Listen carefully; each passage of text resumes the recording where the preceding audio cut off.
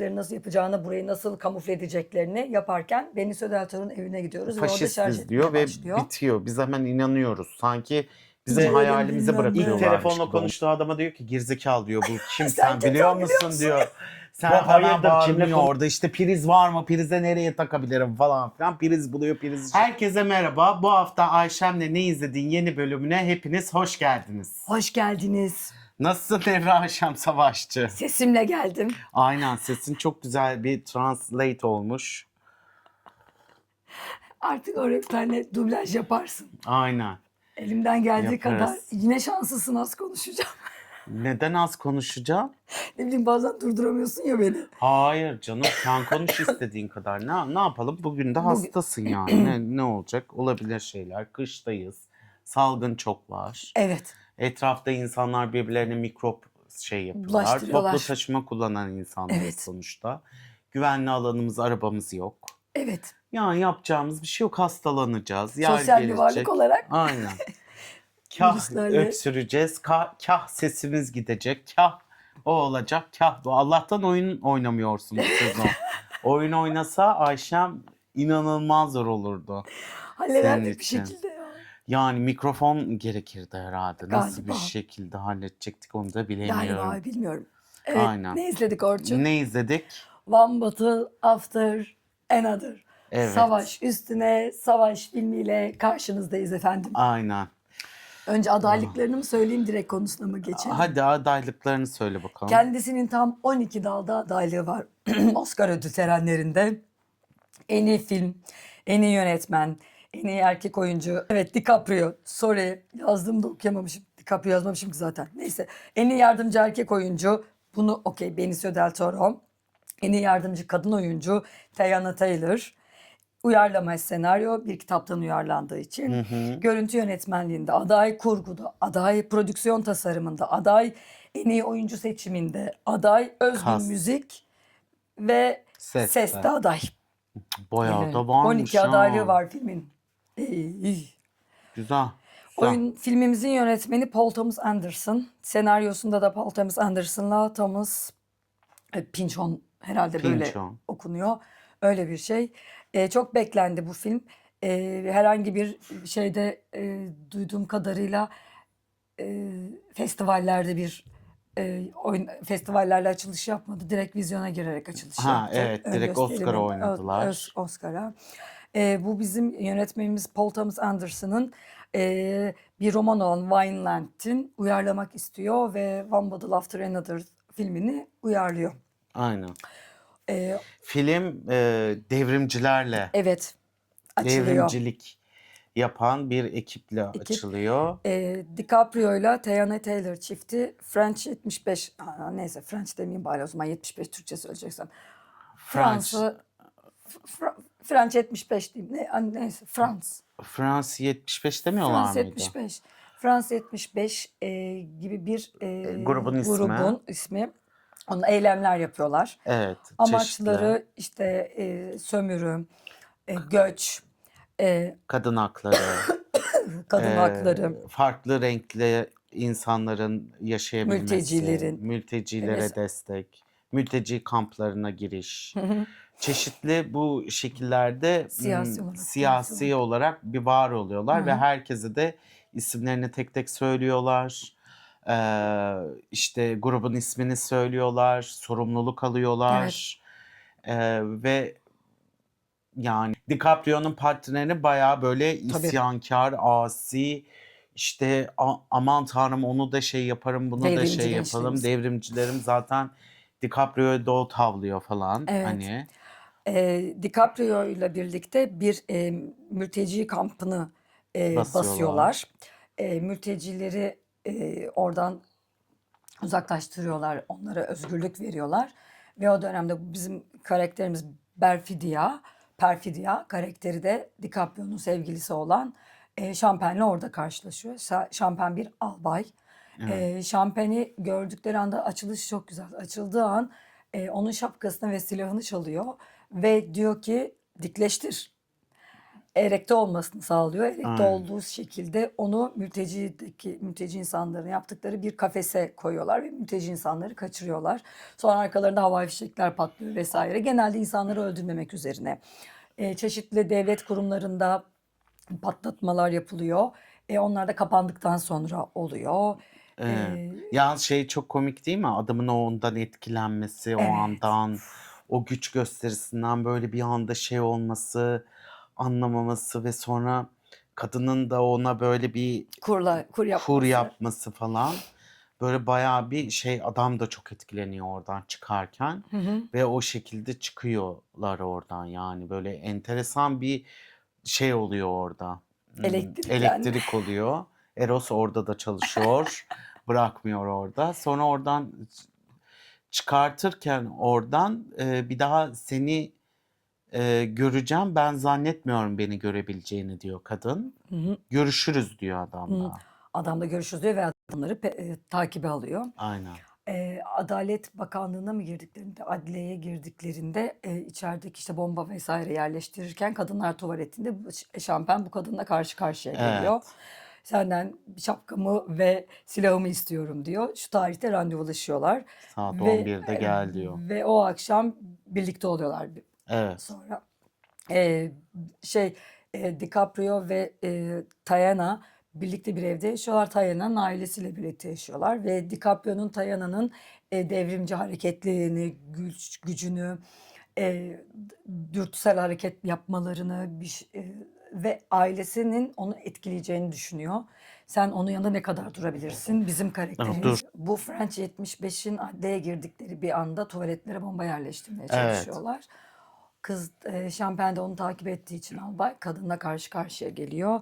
Tuvalette Berfidya'yla sıkıştırıyor tuvalette böyle şşt sıkıştırıyor. diye. İkinci Aynen.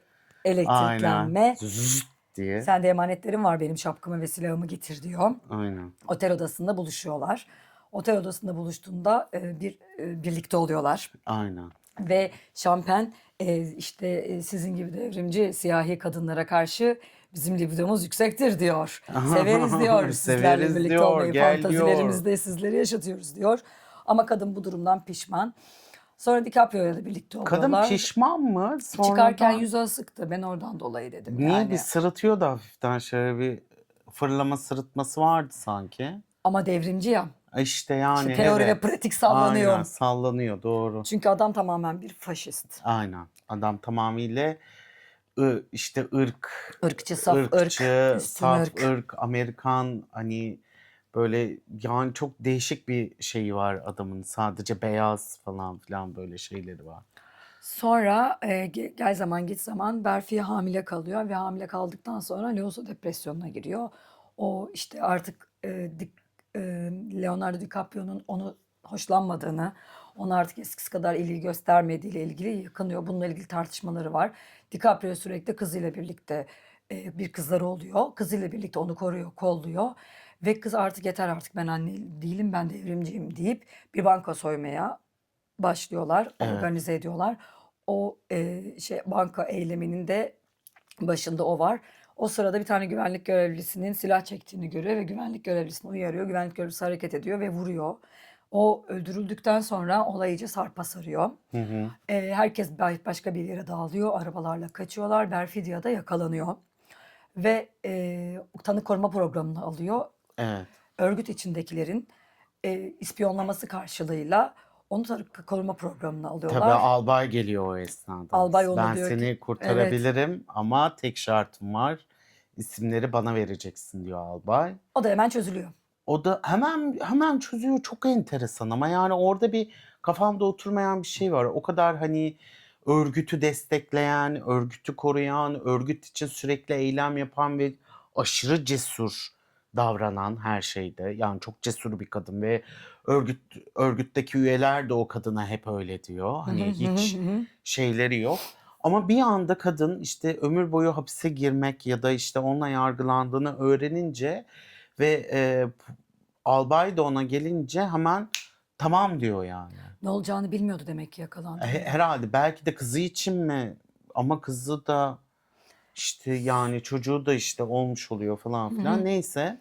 Örgütün teker teker yakalanınca eş zamanlı baskınlar düzenleyip içeri gidince bu kadının ispiyonladığını, onları arkadan vurduğu öğreniliyor. Ama herkese de söylemiyor. Belirli başlı Tabii insanları soruyor. sırayla Kadın yavaş yavaş. çünkü evet. Kadın çünkü herkesi tanıyor ama söylemedikleri isimler var. Mesela kocasını söylemiyor. Kocası İşte kaçırılıyor.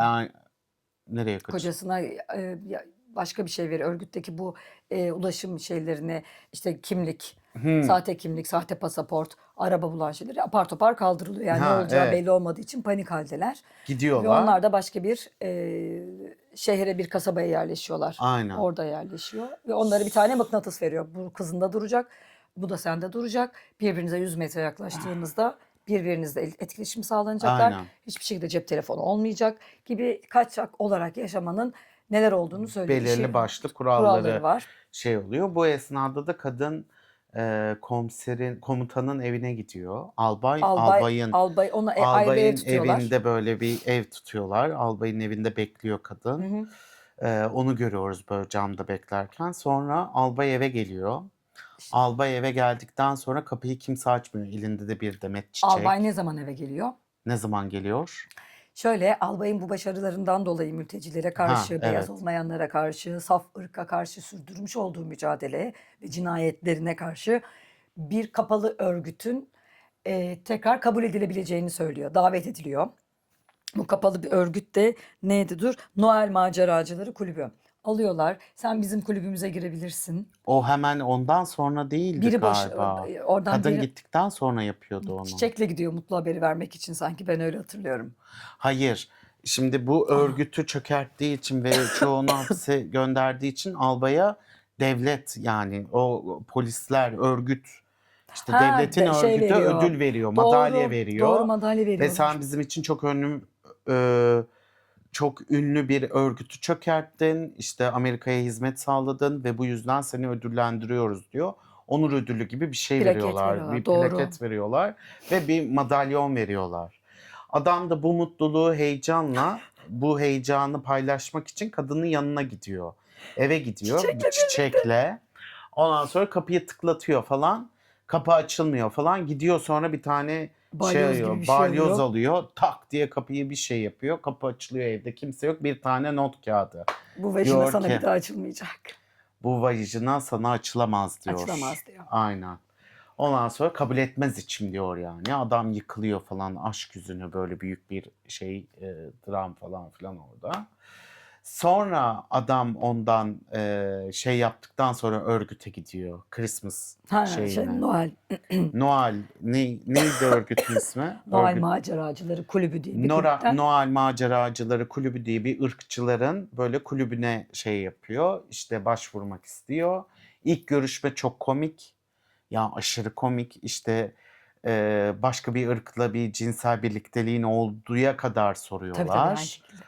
Evli misin diye soruyorlar. İşte sence bu örgüt işte senin hizmetinle bizim hizmetimiz aynı. Bu teröristleri işte bu karşıtları bu farklı renkli olanları yok etmek falan gibi bir örgüte dahil olmak istiyor ve adam çok hevesli bunun için. Yani Sir Mör diyor herkese ve oradaki toplantıdakilere. Böyle adamın zaten yani adam çok iyi. O toplantıya çıkarken böyle asansöre biniyor, tarağını yalıyor. Şurada küçücük bir saçı var. Onu böyle şey yapıyor, düzeltiyor falan. Böyle bekliyor falan. Böyle takım elbise giymiş bilmem ne. Ondan sonra adamla toplantıyı bitiriyorlar. Adam da diyor ki bir kişilik yerimiz var. Seni alabiliriz. İşte biliyorsun içimizden birisi öldü. Bir tane yaşlı adam söylüyor. Bu da herhalde onların başkanları falan. İşte tamam diyor çok sevinirim diyor. İşte her şey yapacağım. Değerlendirme içine gireceğiz. Seni araştıracağız bilmem ne falan filan deyip çıkıyor oradan. Ve adamın içine kurt düşüyor. Adamın içine kurt düşüyor. Adam diyor ki acaba biz bir çocuk yapmış olabilir miyiz? Ve bununla ilgili araştırmaya başlıyor. Ve araştırmaya başlarken zaman atlaması var. 16 yıl sonraya gidiyoruz. DiCaprio'nun canlandırdığı karakter Bob. Bob bir kasabada kızını tek başına büyütmeye çalışan bir ebeveyn. Aynen. Ormanın içinde şöyle güzel bir tane şeyi var. Tiny House'u. Tiny House'unda oturuyor paşam. Takılıyor bütün gün. Alkolüydü, zıkkımıydı, zibilisiydi, içiyor. Kız da okula gidip geliyor oradaki.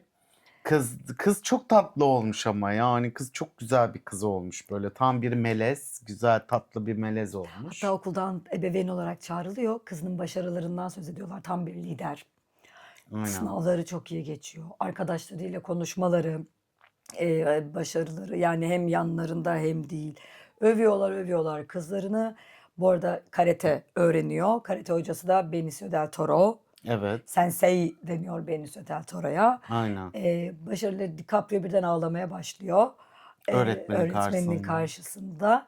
Ve ben hani tek başıma ebeveyn, annesi yok. Annesi öldü falan Annesi diyor. öldü. Kızına da aynı şeyi söylüyor. Annem bir kahraman olarak öldü.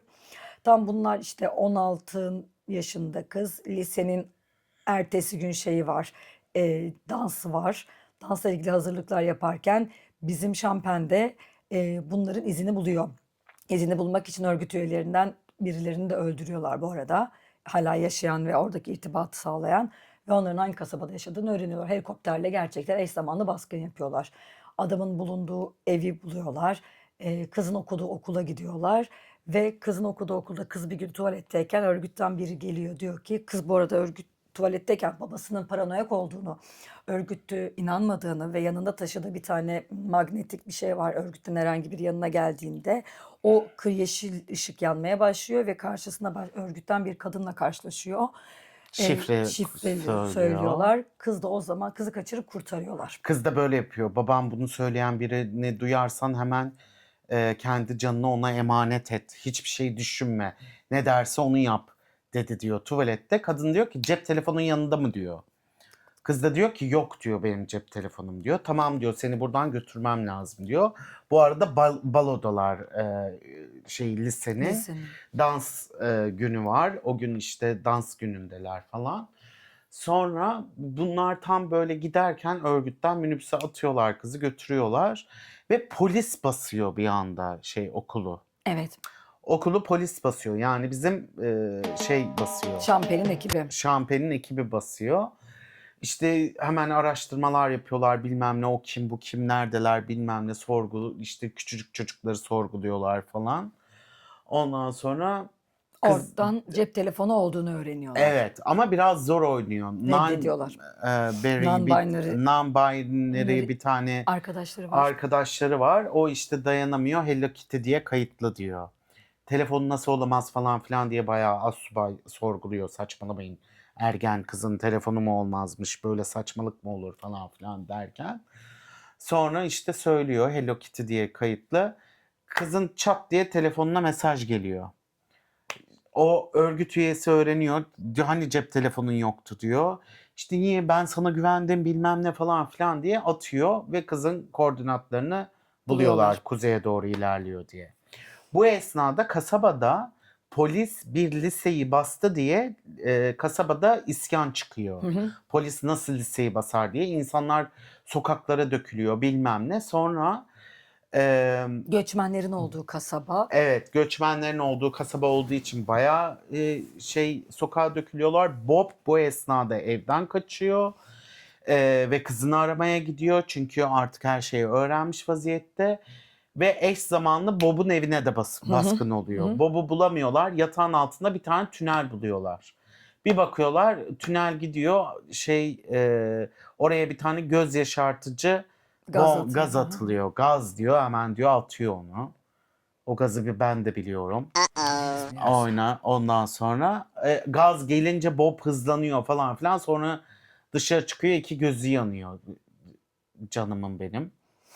İki tane gözü yanıyor böyle hemen su tutuyor falan o gözüne. Bob'un burada motivasyonu kızını bulabilmek ama bulabileceği tek şey kızın etrafında olabilmesi için o metal dedektör birbirleriyle hesaplayacak. Ama bu kadar paranoyak olan bir Bob'un dedektörünün şarjı yok. Aynen şarjı yok. Birinci motivasyon şarj etmek oluyor. Her yere giriyor şarj etmek için vesaire. Yani bu arada Bob'un kafası... Bir de gizlenmeyen izlenemeyen bir telefon var onun da şarjı yok. Onun da şarjı yok. Şöyle bir durum var. Bob baskın olmadan önce ayyaş uyuşturucu kullanıyor. Aynen. Tam bir hipster gibi takılıyor. Yani hipsterlar uyuşturucu kullanıyor. Kafa 1 milyon. Ayıklanamıyor. Hiçbir şekilde kafasını toparlayamıyor. Kızının sensei yani Benicio del Toro aklına geliyor ve Benicio del Toro'nun yanına gidiyor. Aynen. O da o kadar sensei cool'luğuyla O da sakin ol. inanılmaz sakin. Böyle yani kanın çekiliyor adamın sakinliğinden. Böyle Allah falan diyorsun yani. Artık adam yani aslında o dengeyi benim şöyle bir eleştirim var. Deliro'nun hani o şeyi Savrukluğu. savrukluğunu biraz daha o şeyde çıkartılabilirmiş aslında. Daha abartarak. Daha bir tık daha abartı çünkü orada bir ince bir komedi de olabilirdi Tabii güldüğümüz yani. yerler var. Güldüğümüz yerler vardı filmde. Şeyin o sakinliği çok iyi ama o sakinliğine karşı o adamın paniği biraz az kalıyormuş gibi komedisini tam çıkartabilmek için. Evet. Zaten panik olduğunu biz de biliyoruz. Zaten bu zamana kadar işlenmiş o paranoya bize. Ama o ikilinin looklarında biraz daha onu görmek bana bir tık daha iyi hissettirirdi. Daha fazla isterdim. Yani böyle çok iyi prize takmam lazım falan filan diyor. Gideceğimiz yerde var priz diyor. İlk önce sakin ol diyor. Bir nefes al diyor. Evet. Bir nefes al ver diyor. Okyanus sesini düşün. Aynen okyanus sesini düşün diyor. Böyle bakıyor hani ne diyorsun abi ya ne okyanusu hani benim kızım kaçırılmış. Bir sürü şey benim yangınım var altım yanıyor diyor yani. Silah bulmam lazım derken sakin. O da var bende. Nasıl yani? Sende var. Ben sana giriyorlar hepsini içeri. vereceğim diyor. Sonra çıkıyorlar o karate salonundan. Eve gidiyorlar. Eve gitmek için ilk önce böyle bir telefon mağazasına giriyorlar. İşte orada İspanyolca konuşuyorlar. Bunlarla halletmemiz lazım falan. Bob hemen bağırıyor orada. İşte priz var mı? Prize nereye takabilirim falan filan. Priz buluyor. Prizi şey yapıyor. Adam orada işlerini şey yapıyor. Kadına söylüyor. Kadın diyor organize ediyor mağaza çalışanlarını falan. Çünkü polislerin basacağını öğreniyorlar ve orada mülteciler var. Saklıyorlar mültecileri. Aynen öyle. Mültecileri kaçırmak öyle bir sistemden nerede French 75 öyle bir organizeler ki Sensei'nin ekibi Benicio del Toro'nun kimlerin nereye gideceği, ne yapılabileceği kaykaylılarla işte eylemler yapıyorlar polislere, molotof atıyorlar polislere onları ateş atıyor sokakta tamamen bir isyan var. Hareketli sokak mültecilerin nasıl yapacağını burayı nasıl kamufle edeceklerini yaparken Benicio del Toro'nun evine gidiyoruz ve orada şarj etmeye başlıyor. Kızının nereye kaçırıldığını öğrenmek için bir telefon görüşmesi yapıyor. Aynen. Karşılıklı bunlar sürekli birbirlerine şifre vermeleri gerektiği için adam diyor ki saat kaç? Saati bilmiyorum diyor. Saat kaç? Ben saati bilmiyorum diyor. Ama ondan önce 2 kere daha konuşma yapıyorlar. Yani bir benzinlikte arıyor. Orada da saati söylüyor. Toplanma yeri neresi diye soruyor. Saati bilmiyorum. Çok eski oldu. 30 yıl geçti. Ben hatırlamıyorum. Kitabı iyi okuman lazımdı diyor. Hayır diyor işte unuttum diyor. Ben şuyum diyor. Açık adresini veriyor. Ben nereden bilebilirim saati söyle falan filan. Adam sürekli böyle saati söyle diye şey yapıyor. Saati hatırlayınca beni ara diyor. Kapatıyor mesela tak diye. Çıldırıyor. 3. konuşmaları artık bu. Tabii. 3. konuşmalarında hiçbir şifreyi hatırlamıyor doğru düzgün zaten adam. Yani artık beyni erimiş o içtiklerinden. Hani hiç orada değil. Böyle yani kızım da kızım modunda. Hiçbir şeyini de hatırlamıyor. Ama örgüt ona inanıyor. O kendini kurtarır, o kendini halleder. Bir şekilde bizim yanımıza gelir falan filan. Ha. Sen beni müdürüne bağla Aynen, diyor. müdürüne bağlı falan diyor. Sonra eve girmeleri de çok komik. Eve giriyorlar. Priz nerede? Priz nerede diyor.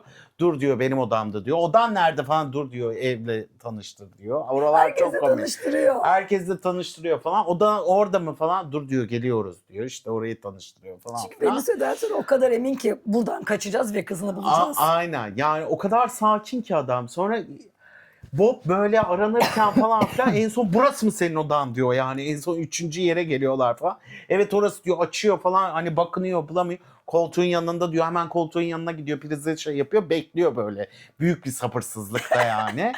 Diğeri işte yatağın altından bir şeyler çıkarmaya çalışıyor arada Bob'a bakıyor bana kesiliyor mu diye. Hani oradan şey yapıyor gizli gizli yerlerden para çıkartıyor para sayıyor falan filan. Bob bütün böyle hırsıyla o telefon açılsın da artık arayayım diyor. Telefon açılıyor. Telefon açıldıktan sonra gene bir saat kaç muhabbeti dönüyor artık 3. Artık yeter diyor hayat hikayesini anlatıyor. Öyle yapacağım seni böyle yapacağım. Senin ismin ne yoldaş mıdır bilmem ne midir zart mıdır zurt mudur falan. Bayağı adama saydırıyor. Adam sonra kapatıyor telefonu yüzüne. Öğrenince beni ara diyor. O esnada da bizim sakinimiz Gidiyor dişini fırçalıyor. Saat kaç diye soruyor. Saat diyor 20:15 Belki diyor. onda. Hani hiç umurunda değil. Buluruz diyor. Acele etme diyor. Niye sen böylesin falan filan diyor falan. Tüfeğini çıkartıyor bilmem ne. Bu artık böyle merdeleri yanlışlıkla söküyor heyecandan. Ondan sonra tekrar arıyor adamı. Sonra gene Bana müdürünü bağla. bana müdürünü bağla diye isyan etmeye başlıyor. Artık diyor çıldıracağım yani falan diyor. Müdürünü bağla diyor. Müdürü bağla diyor. Müdür geliyor bir tane. Sonra diyor ki adamım diyor sana tek bir soru soracağım. Bana soru sorma. Ben soruları cevaplayamıyorum. Hatırlamıyorum hiçbir şey falan diyor. Bu da diyor ki sana çok kişisel bir şey soracağım. Aa diyor. evet. Sen diyor hangi vajinayı şey yaparsın diyor. İşte o da cevap veriyor. Hı. Ondan sonra Vay benim babam, benim canım bu canım işte ciğerim bilmem ne. ilk telefonla konuştuğu adama diyor ki gerizekalı diyor bu kim Sen sen kim, biliyor sen biliyor musun diyor. Sen hayırdır kimle konuştuğundan haberin var mı o adam yüzyıllardır bilmem ne falan filan Baba hala diyor. şeyi bekle abi ne olur bana Aynen bana koordinatları verin hani beni artık şey yapmayın falan filan.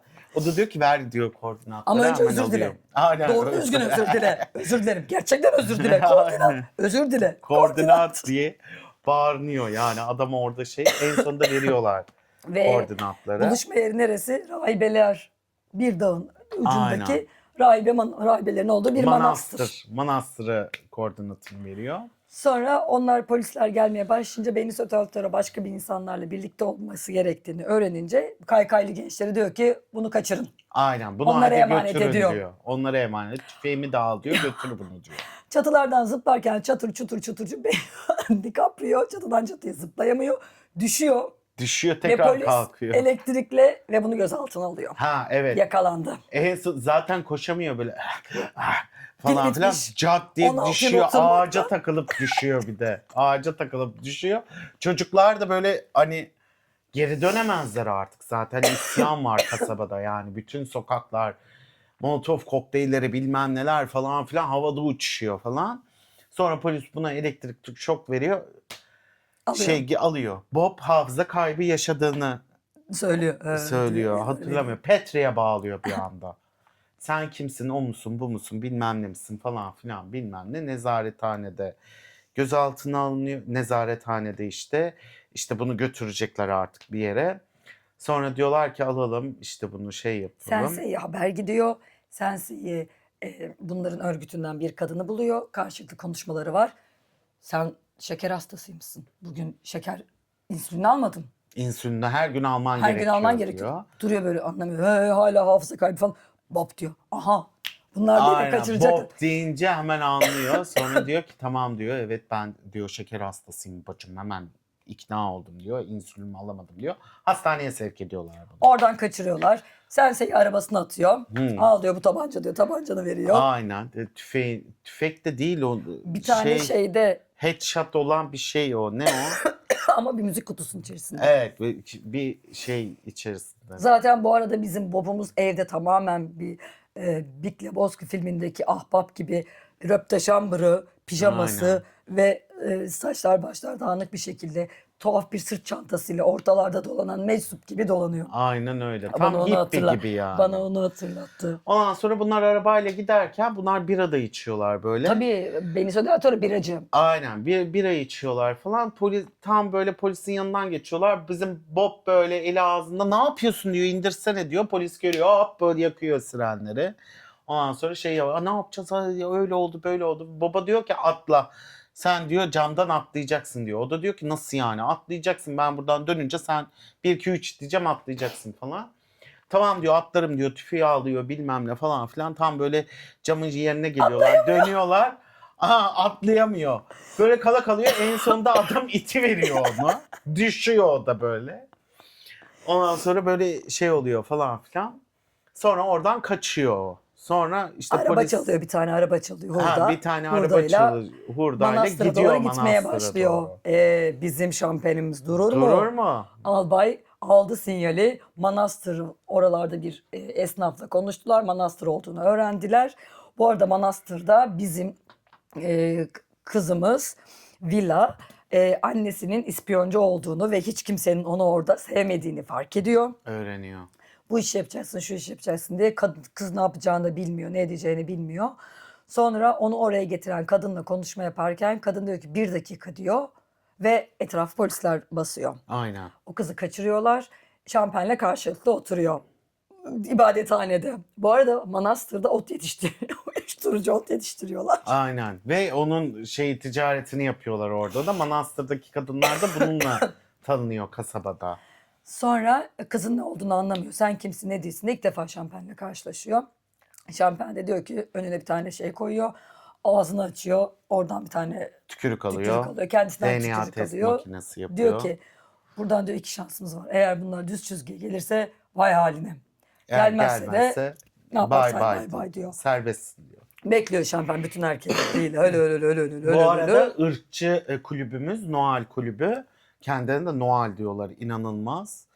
Ondan sonra Noel kulübü de bu esnada Şampen'i takip ediyor ve olacakları yapıyorlar. Diyor kesin burada diyor şüpheli bir şey vardı. Bizi aptal yerine koyacak ve yok edecek oradaki oradan diyor. bize bir şey geldi diyor. Şampen'in oradaki siyahi kadınla ilişkisi varmış. Evet. Onu o ikna etmiş başkalarına ispiyonlaması için. Ve şu abi sözcük aletini lekelemiş. Evet.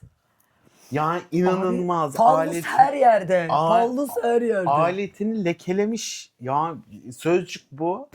Ve diyor bizi aptal yerine koyacak. O yüzden biz buna izin veremeyiz. İşte sana görev veriyorum. O adamın sonunu bitir diyor. Bitir. O adamın fişini çek diyor. Bu arada de sinirleniyorlar. Hani aletini kirletmesinin yanında. Bir de bu kızı bulmak için bizim örgütü kullanmış. Askerleri kullanmış. Bir de biz eş zamanlı bilmem ne bıdı sanki yapıyorsun. Savaşa girer gibi yapıyor. Ona da sinirleniyorlar. Evet, yani tamam bizim bayağı. silahlarımızı kullanması, bizim iktidarımızı kullanması, bu kim oluyor da. Yani o kadar erkeklik var ki burada. Hani o adam bunu yaptı, bir de bunu yaptı. Gibi bir yerdeler. Neyse ve Şampen öğreniyor. DNA testi sonuçlanıyor. Tek çizgi. Öz kızı. Aynen. Orada çok güzel videolar var. Kız o kadar 16 yaşında bir zıppır ki. Diyor ki bu kadar dar tişört giymek zorunda mısın? Gizli giymişsin. Hayır, gizli Onu- gay misin demiyor Ne tam. diyor? Bu kadar dar tişört neden giyiyorsun diyor. O da diyor ki gay olduğumu mu iddia etmeye Ha, o çalışıyorsun söylüyordu. diyor. Hayır öyle bir şey değilim falan filan. Neyse çok kısa kesme. DNA sonucu açıklandı diyor. Hadi diyor yürü. Sonra kız kaçmaya çalışıyor falan. Baba kız hikayesi mi yapmaya çalışıyorsun? İşte bunun için vaktimiz yok bilmem ne diyor. O esnada Bob geliyor. Sonra bunlar arabasını hazırlatıyor Şampen. Arabasını hazırlattıktan sonra tam çıkarlarken Bob tüfekle onları görüyor, kızını görüyor falan filan. Bir tane ateş açıyor, sektiriyor tabii.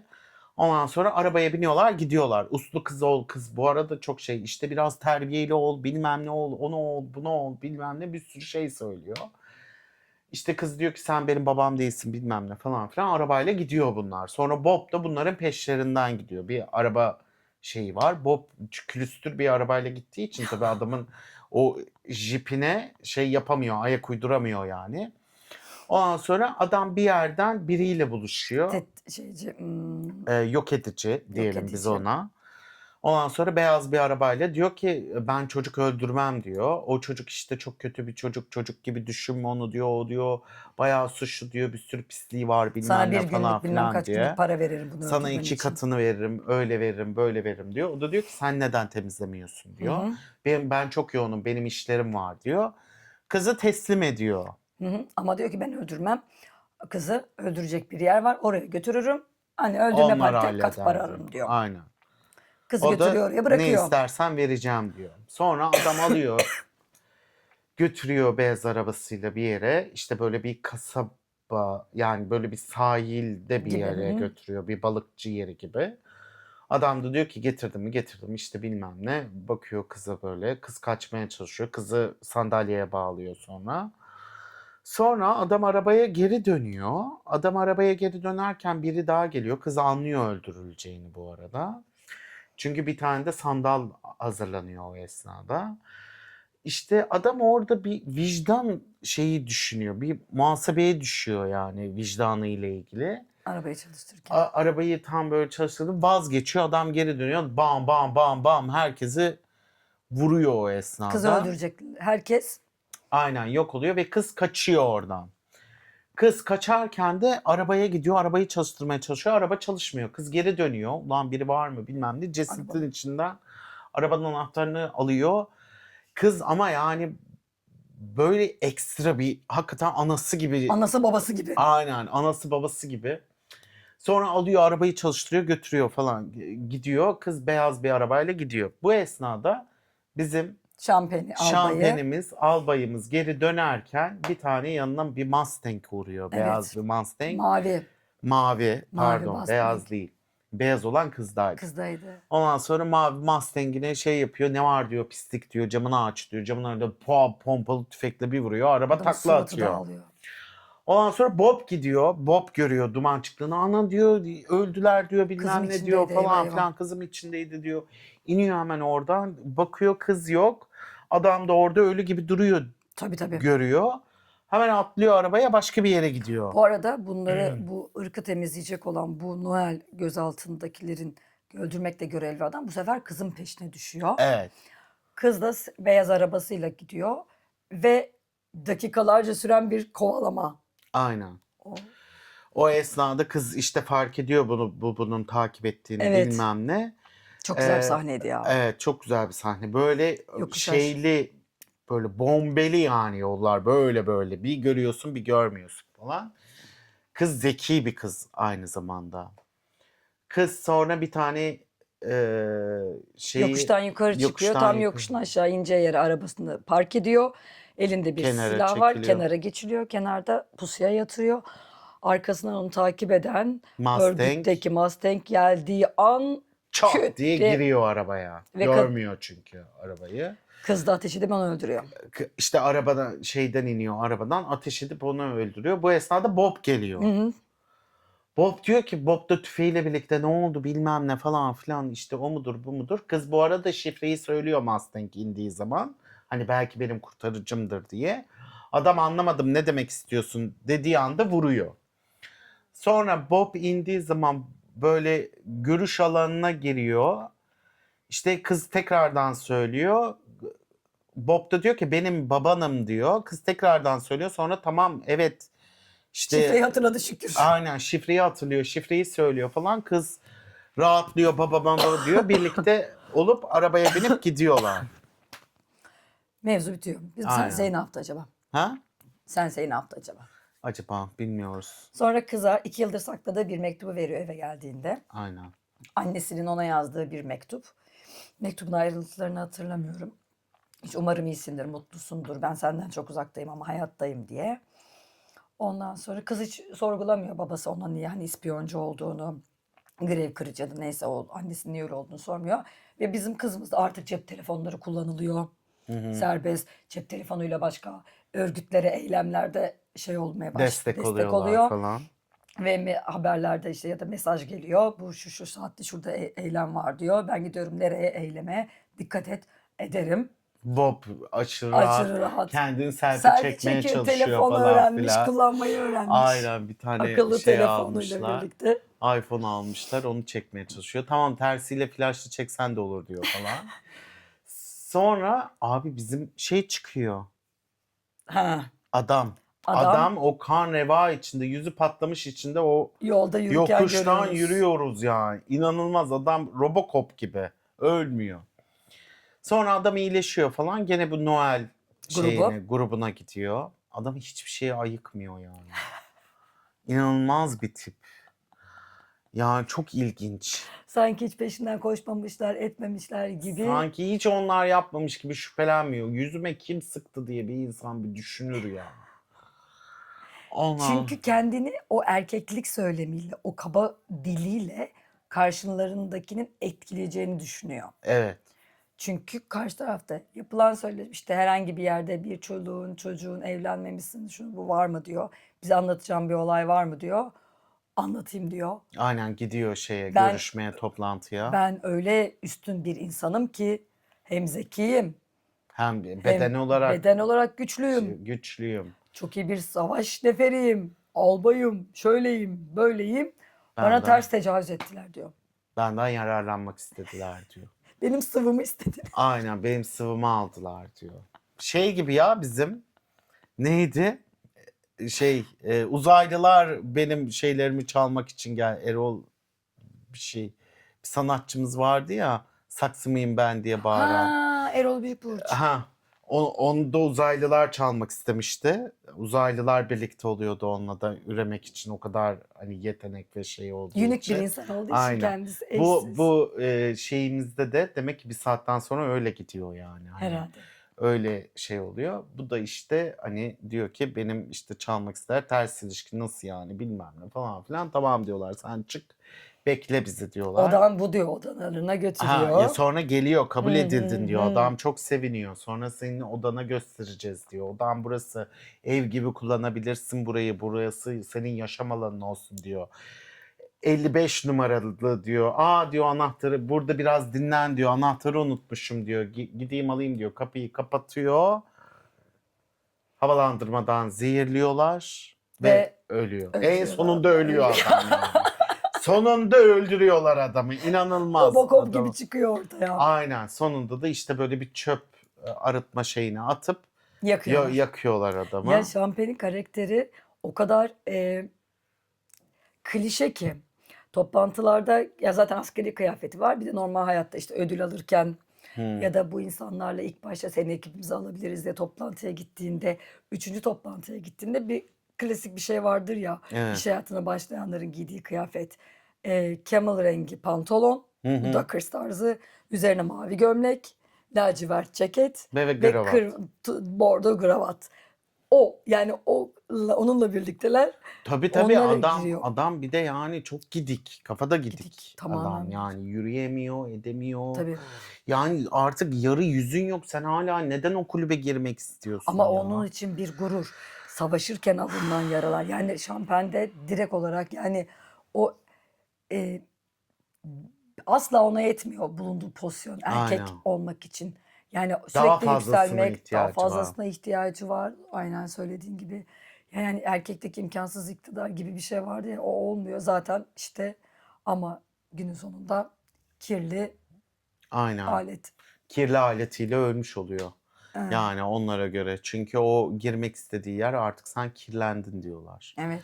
Kabul etmiyorlar ya. Valla filmde bu şekilde Dehşet. biliyor. Film aslında böyle şey, güzel bir şeyi var ama ben cast'ın çok doğru olduğuna emin miyim bilmiyorum. Bence yani başrol oyuncumuz başka biri olurdu. DiCaprio dışında mı? Aynen, DiCaprio dışında başka biri olsaydı daha böyle şey olurdu gibi geldi. Ben DiCaprio'yu hani dedim ya, bu filmi çok izlemek içimden gelmiyor. DiCaprio yeter artık, doydum gibi diye düşündüm ben. Sanki bütün filmlerini izlemişim gibi. Ama buradaki DiCaprio'yu arada tam böyle ay yine mi aynı tarz derken sevdim onun serkeşliğini. Zaten hani benim için başrolde olan kızdı. Kızı tanımak, Evet. kızı görmek hoşuma gitti. Yani evet. Çok gözüme batmadı. Başkası olabilir miydi? Olabilirdi. Sean Penn'in yine aşırı mimik oyunculukları vesaire. Okey, ama o da çok gözüme batmadı orada. Ya bir dengede tutuyor ama çok da böyle gerekli bir kast mıydı acaba? Başka böyle daha şey bir kast olsaydı nasıl olurdu? Daha genç, böyle daha böyle fırlama kastı falan olsaydı. Çünkü adamın şeyi çok komik yani. Hani durumları, yaptıkları falan filan. Aile zorbalıyor.